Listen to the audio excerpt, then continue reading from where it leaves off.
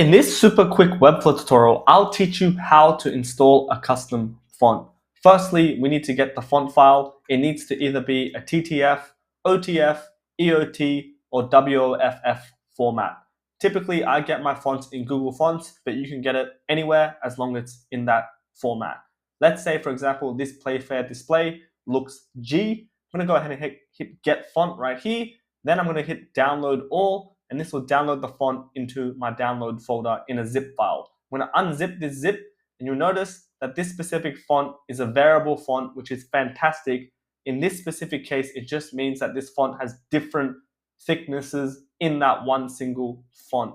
So now I'm going to go ahead and head over to Webflow.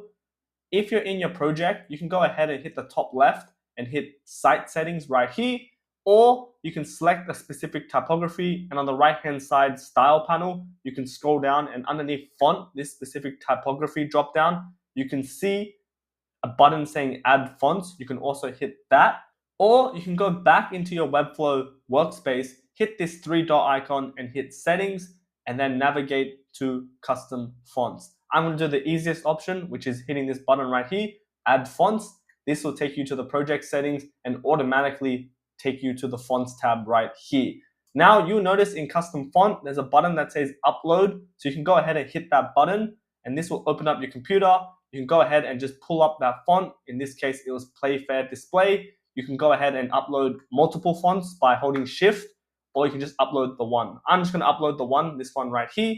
Hit Open, and you'll notice it will then upload the font into Webflow.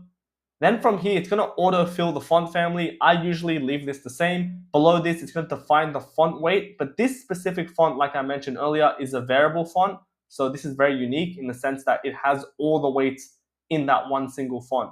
Otherwise, if you just download a different font, sometimes you may get something like this, where you have the exact same font but different thickness. So for example, this is black italics, bold, etc. And that's where you can manually upload them one by one. But in this case, it's very unique.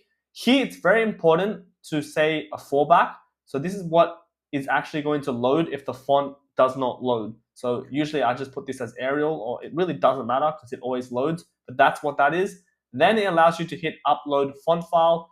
Boom, once that's done, you can see it's right here at the very bottom. I've already uploaded a couple of other custom fonts called Inter.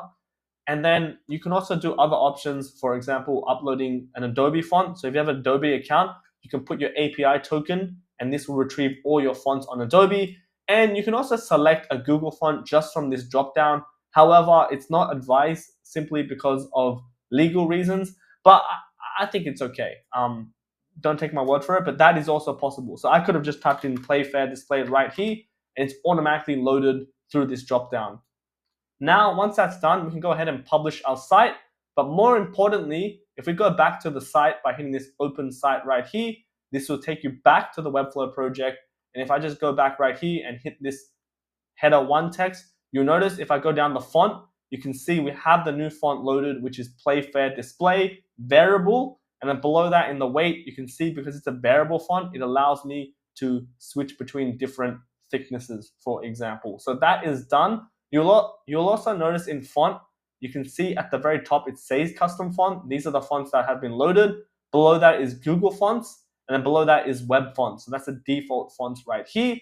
Font is a fantastic way to spice up your website. Like I mentioned in my previous videos, a website's really made up of 2 components, visually at least, custom images and typography/fonts. So if you're like thinking to yourself like, oh, why does my design look like this? Something seems off. You can play around with the font, you can play around with the custom images, or you can play around with the layout, and more often than not, that will fix your design. So thanks again for watching this video. My name is Derek Su. I hope you found this video helpful. Check out my other video on Font Awesome, and I'll see you in the next one. Peace.